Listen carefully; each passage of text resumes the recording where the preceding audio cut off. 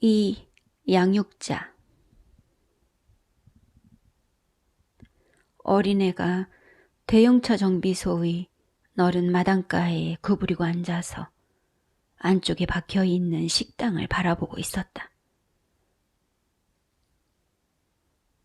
아이가 한참을 앉아있자 식당 쪽에서 조금 나이 든 여자가 걸어 나왔다. 그는 아이를 데리고 안으로 들어갔다. 홀에서 서빙을 보는 젊은 여자와 주방의 찬모가 밥을 먹고 있다가 아이를 보고는 불쌍한 듯 혀를 찼다. 쟤도 참 안 됐어. 부모 잘못 만나서 고생길이 열렸으니. 누가 부모를 잘못 만나? 얘는 우리 아들이 자리 잡히면 데려갈 거니까 남의 일에 알지도 못하면서 주둥아리 놀리지 마라.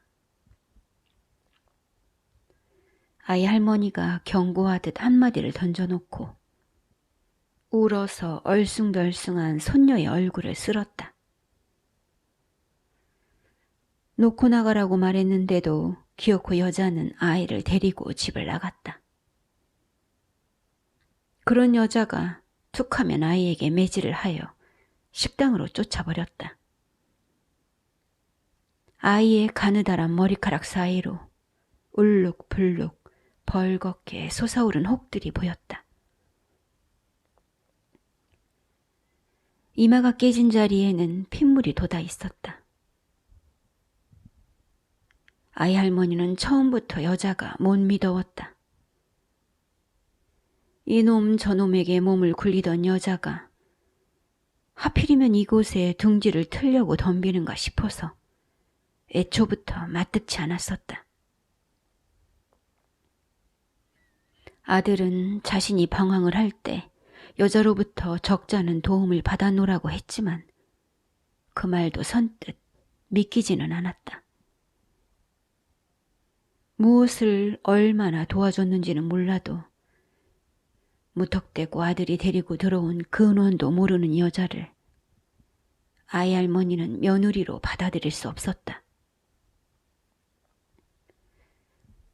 더군다나 명색이 처녀일 뿐 여자에게는 딴 데서 낳은 자식까지 있었다. 여자는 아들과 헤어지고 집을 나가서도 아주 이곳을 뜨지 못했다. 배운 게 물장사인지 옆 동네 언저리에 대포집을 차리더니 드나드는 손님과 붙어먹은 모양이었다. 붙어먹은 남자의 부인이 아무 상관없는 아이 할머니를 찾아와서 울고 불고 하소연을 했다. 창피해서 동네를 돌아다니지도 못하고 죄 지은 사람처럼 엎드려 지내다가 급기야 아이 할머니는 골치가 아파 들어 누웠다. 아들의 성화를 이기지 못해 여자를 집에 들여 함께 사는 동안에도 여자와 부대끼기만 했었다. 여자는 제가 뼈대 있는 가문에서 본데 있게 자랐다고 말하며 자기 뿌리에 대한 굉장한 자부심을 내보였다. 뼈대 있는 가문에서 자란 여자가 어찌하여 여러 남자들 밑에 몸을 눕히며 살았나 하는 비웃음이 절로 나왔다.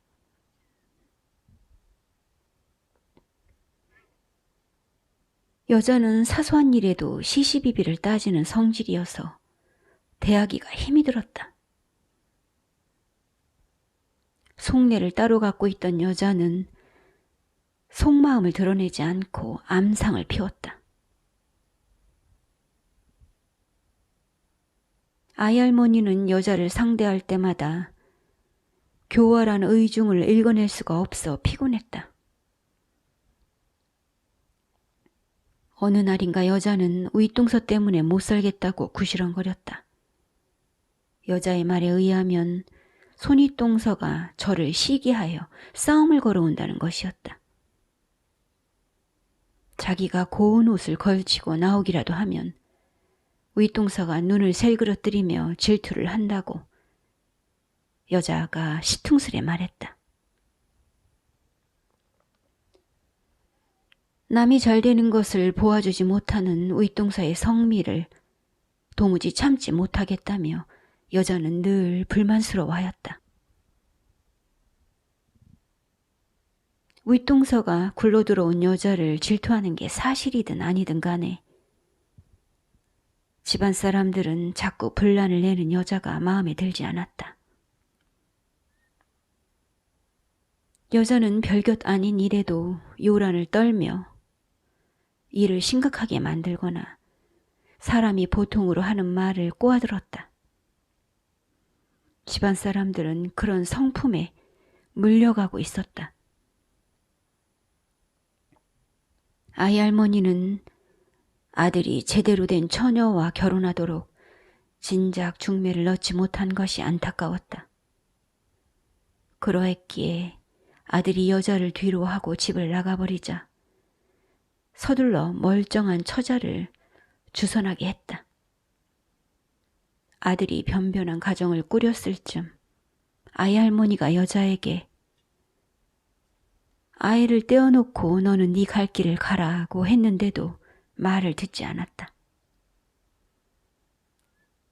근처에 나가 살던 여자는 걸핏하면 아이에게 매질을 하는가 보았다. 난장질을 당한 아이가 처참한 몰골로 식당 마당가에 앉아있곤 했다. 여자가 아이를 볼모로 돈 욕심을 부리고 있는 것인지 아니면 이미 새살림을 차린 남자에게 미련이 남은 것인지는 알 수 없었지만 아이에게 한풀이를 하고 있음은 분명했다. 여자는 수시로 아이 할머니를 찾아왔다. 정비소 직원들과 식당 손님들이 보고 있는데도 여자는 군의 한복판에 가랑이를 해벌리고 퍼질러 앉아 사람들을 향해 들으라는 듯 고래고래 소리를 질렀다. 아랫도리를 대주었는데 대우가 고작 이거란 말이냐? 여자는 남자가 다시 돌아와 주기를 기다렸다. 그러나 곧 남자를 기다리는 일이 허사라는 것을 알았다. 남자가 집을 나간 후 딴 살림을 차린 데다 자식을 낳은 모양이었다. 남자가 다른 데서 아들까지 낳았다면 돌아오기는 어렵다고 판단했다.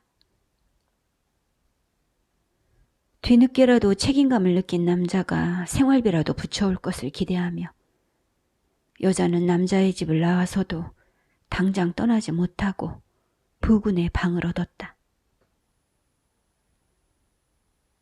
여자는 자신의 삶을 남자가 책임져 줄 것이라고 믿었다. 그러나 남녀관계란 돌아서면 끝이었다. 남자의 집에서 나온 여자는 우선 먹고 살 길이 아득했다. 그리하여 고민 끝에 내린 것이 대포집을 차리는 일이었다. 미쳐넘는 여자가 몸을 파는 것이 제일 쉽듯 밥을 먹고 살기 위해서는 그나마 그것이 손쉬웠다. 자그맣게 구멍가게 모양으로 대포집을 차리면 드나드는 손님들과 말벗이 될 수 있었으므로 외롭지 않을 터였다. 그러다가 우연히 남자라도 하나 꿰차게 된다면 새로이 팔자를 고치게 될지도 몰랐다. 여자는 외로운 제 인생에 다시금 팔자 필 날이 오기를 바라는 마음으로 술을 팔았다. 여자는 배신의 쓴맛을 그대로 대갚음해주겠다는 앙심을 품고 있었다. 그렇게 하루하루를 보내던 중에 한 남자와 정을 통하게 되었다. 남자는 자식을 낳지 못한 안타까움을 호소하며 여자와 동침했는데 알고 보니 그는 자식들이 조롱조롱 딸린 남자였다. 실은 여자도 알고 있었다. 자식을 낳지 못했다는 거짓 핑계를 대가며 남자가 대포집의 뒷방에서 즐기고 있다는 사실을 애초부터 눈치채고 있었다.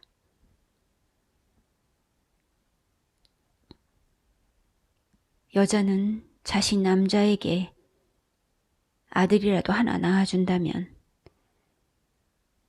남자가 마음을 받고 떠나지 않을 수도 있으리라는 계산을 했다. 그가 가정을 버리고 오겠다고 말하면 기꺼이 받아들일 의향이 있었다. 한데 얼마 후 그 부인이 남자를 대동하여 찾아왔다. 부인을 의식한 듯 남자는 자신이 유혹에 넘어간 것이라고 말했다. 그러자 여자도 지지 않고 그를 받아들인 이유는 자식을 낳고 싶다는 그 요구에 응한 것일 뿐이라고 되거리를 했다. 이후 여자는 환양년이라는 주변 사람들의 손가락질을 받으며 그곳에 눌러앉아 살기가 어려웠다.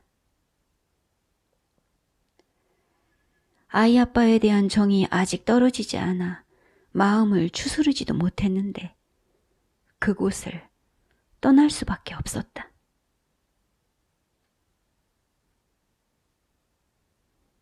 여자는 작은 읍으로 들어갔다.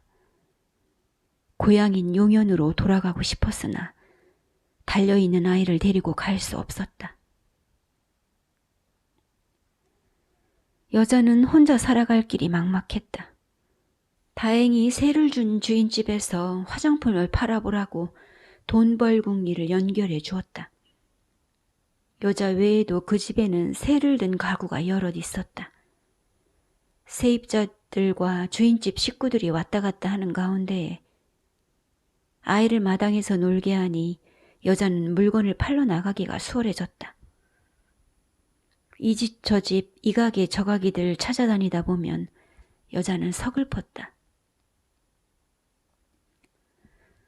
나도 좋은 집에서 남자에게 사랑받으며 살 수 있는데 왜 나만 이렇게 고단하게 일을 해야 되나 하는 투정이 여자의 마음속에 솟구쳐 올랐다. 화장품을 좀 팔아보려고 어느 집을 방문했을 때 부부가 사이좋게 붙어있는 것을 보면 부하가 치밀었다.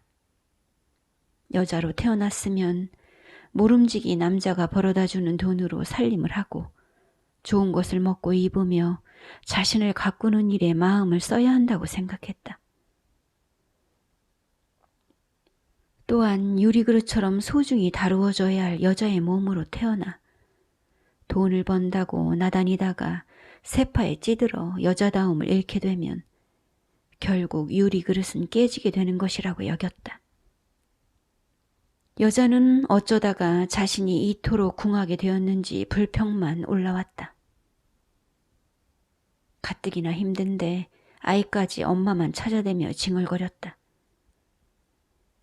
여자는 그런 아이의 의존심에 정이 뚝뚝 떨어지는 것 같았다. 아이를 진작 떼어주지 못한 것이 후회스럽기만 했다. 아이 할머니가 아이를 달라고 할 때는 왠지 주고 싶지 않았다.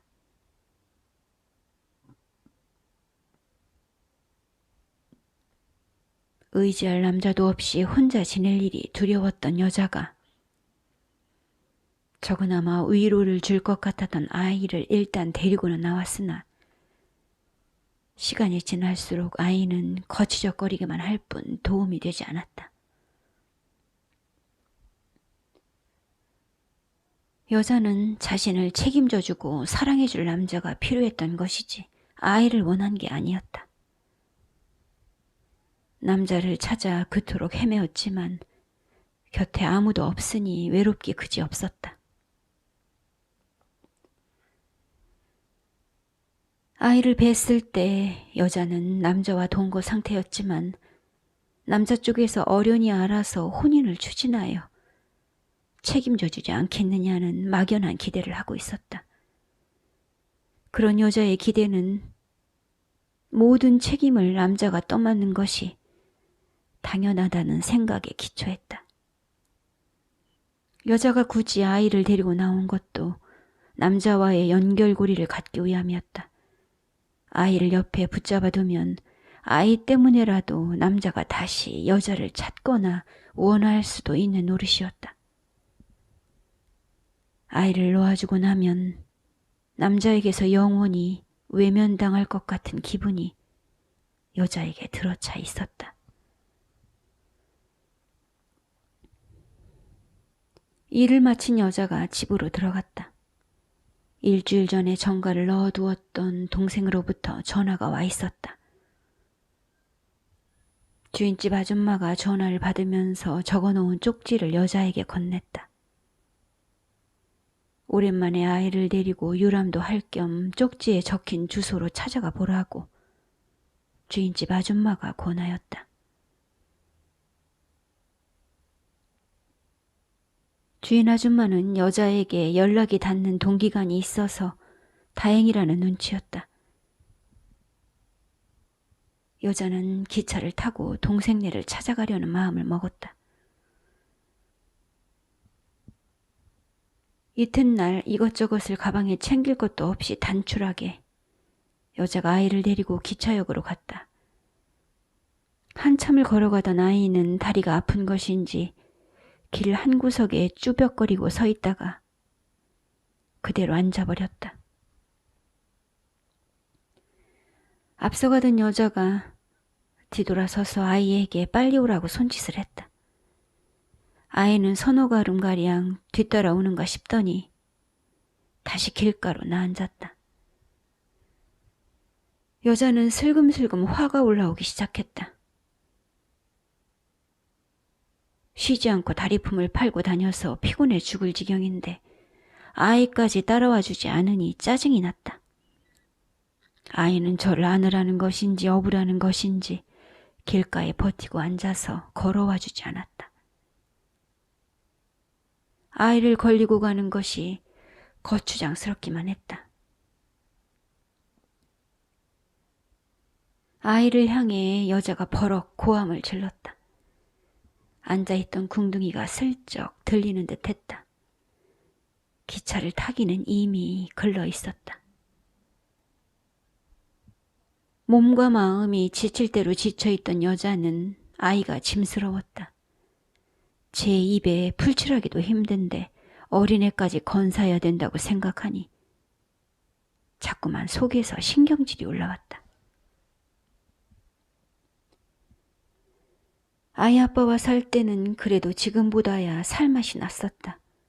이른 저녁부터 방으로 들어가서 남자와 엉킬 때는 기분이 좋았다.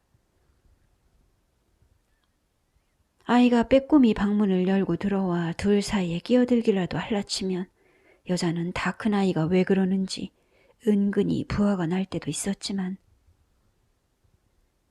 그래도 비빌언덕이 되어줄 남자가 있었기에 괜찮았다. 남자의 집에서 나오기 전 여자는 아이 할머니와 툭하면 부딪혔다.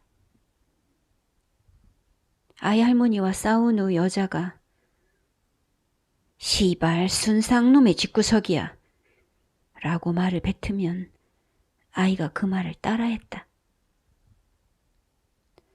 얼마가 지나 아이 할머니 때문에 또 여자가 기분이 상할라 치면 아이는 일그러진 여자의 얼굴에 제 얼굴을 마주대며 여자로부터 들었던 상스러운 말들을 제삼 읊어주었다.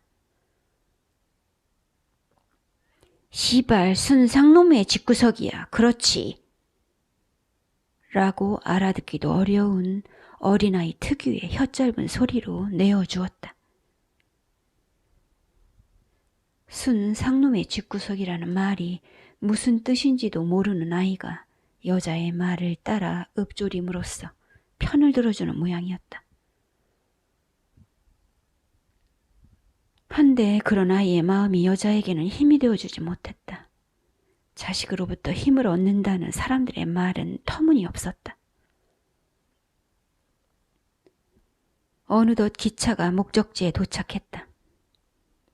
역을 빠져나가려고 하자 아이가 다시 찡얼거렸다. 여자는 아이를 걸리기 위해 그 등짝과 머리통을 후려쳐가며 계단을 올라갔다. 찡찡대던 아이가 침까지 흘려가며 울어댔다. 아이와 함께하는 것은 마냥 힘만 들 뿐 얻어지는 즐거움은 전혀 없었다. 자식을 기르는 일은 쓸데없는 곳에 노력을 들이는 것으로 보답받을 길이 없는 미치는 장사일 뿐이었다. 그러니 몸을 사리지 않고 아이를 보살필 이유가 없었다. 정작 보살핌이 필요한 것은 여자 자신이었다. 여자는 만약에 자신이 계집아이를 낳지 않고 아들을 낳았다면 남자가 떠나지 않았을지도 모른다는 생각을 했다. 남자는 여자가 싫어져 등을 돌린 게 아닐 터였다. 인생의 보탬도 되지 않는 것을 저질러서 데리고 나왔으니 여자에게 아이는 새로운 남자를 만나 새 출발을 하기에도 걸림돌이요. 먹여 살리기에도 벅찬 존재일 뿐이었다.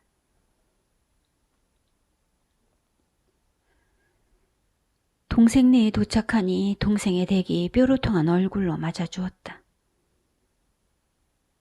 동생 댁은 기구를 사용하여 머리를 고불거리게 말아 올렸다. 치장을 하는 데에 꽤나 공을 들인 눈치였다. 여자를 의식한 듯 한껏 멋을 부린 동생 댁은 그전부터 여자를 질투했다. 동생이 지갑 속에 가지고 다니던 사진들 중에 유독 여자의 사진을 놓고 질투를 했던 동생 댁은 그것을 가차없이 없애버린 사람이기도 했다. 여자는 자신이 남들의 질투를 살 만큼 아리따운 모습을 가졌다는 생각에 마음이 들떴다. 얼마가량을 어색하게 앉아 있는데 이른 퇴근을 한 동생이 들어왔다. 저녁 밥상이 나오자 여자와 아이도 끼어 앉아서 밥을 먹었다. 점심을 굶은 아이는 배가 고팠는지 밥을 질질 흘리며 정신없이 퍼먹고 있었다. 개걸스레 먹는 아이에게 동생의 댁이 나무라듯 한마디를 던졌다. 넌 나이가 몇 살인데 밥을 젤젤 흘리고 먹니? 동생의 댁의 말이 끝나자마자 여자가 눈을 홉 떴다. 그러더니 돌연 자신이 먹던 숟가락으로 아이의 이마를 다다닥 후려쳤다. 상대의 말에 즉각적으로 동조의 표시를 해주지 않으면 큰일이라도 날 것처럼 여자의 행동은 재빨랐다.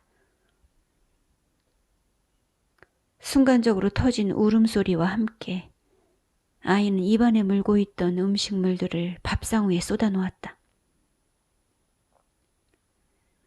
엉망이 된 밥상을 보자 더욱 참을성을 잃은 듯 손이 가는 대로 여자는 마구 아이에게 손찌검을 했다. 아이를 때리다가 밥상 위에 그릇들을 채뜨려 음식들이 쏟아졌다. 점점 더 화가 돋아진 여자는 다시금 숟가락을 들어 아이의 이맛박을 아무렇게나 쳐댔다. 아이가 벼랑간 눈을 움켜잡고 자지러지는 소리를 질렀다. 이마가 아닌 눈을 맞은 모양이었다. 밥상 옆에서 아이가 대굴대굴 굴러가며 고통스러워했다. 그런 아이의 모습에 여자는 기분이 고조된 듯 손바닥으로 아이의 얼굴을 사정없이 후려쳤다. 동생이 여자를 만류했다. 온통 휘저어진 밥상 앞에서 동생은 언짢기만 했다. 잠시 후 아이의 눈두덩과 이마가 벌겋게 부풀어 올랐다. 아이가 눈원조리를 맞았으니 다행이었다. 여자가 남다른 성정을 가지고 있다는 것을 동생은 알고 있었다. 그러나 제 자식에게까지 그리 대하는 꼴은 영 마뜩지가 않았다. 마누라 때문에 눈치가 보이는 데에다 먹고 살기가 바빠서 동생은 여자를 도와주지 못했다. 미안함이 있었던 그는 여자에게 남자 하나를 연결해주고 싶었다. 결혼한 적은 있지만 자식이 딸리지 않은 남자를 소개받았던 차에 다리를 놓아주고 싶어서 여자를 불렀던 것이었다. 남자에 대해 잘 알아본 후 괜찮은 사람이면 만남을 가져오라고 권할 참이었다.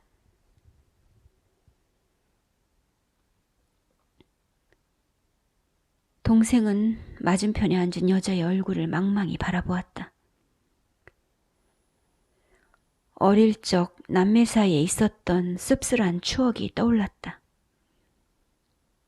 비가 내리던 날에 여자와 함께 건너던 좁은 다리를 그는 떠올리고 있었다. 그들은 하나밖에 없는 우산을 같이 쓰고 다리를 건너가고 있었다. 다리 밑에 물은 썩 불어올라 비바람을 타고 출렁거리다가 다리 위까지 넘실댔다. 비가 점점 거세지자 두 사람은 서로 비를 맞지 않으려고 우산 하나를 놓고 옥신각신했다. 티격태격 몸을 밀쳐대는 와중에도 그들은 울렁이는 물결 위를 별 탈 없이 건너갔다. 그런데 다리를 거의 건넜을 무렵 여자가 갑자기 어깨 힘으로 그를 떠다 밀었다. 순간 그가 다리 밑으로 떨어졌다. 여자는 혼자 우산을 차지해서 만족스럽다는 듯 엷은 웃음을 띠고 비바람 치던 물 위를 둥둥 떠내려가던 그를 빤히 쳐다보고 있었다. 그때 그는 처음으로 죽음을 경험했다.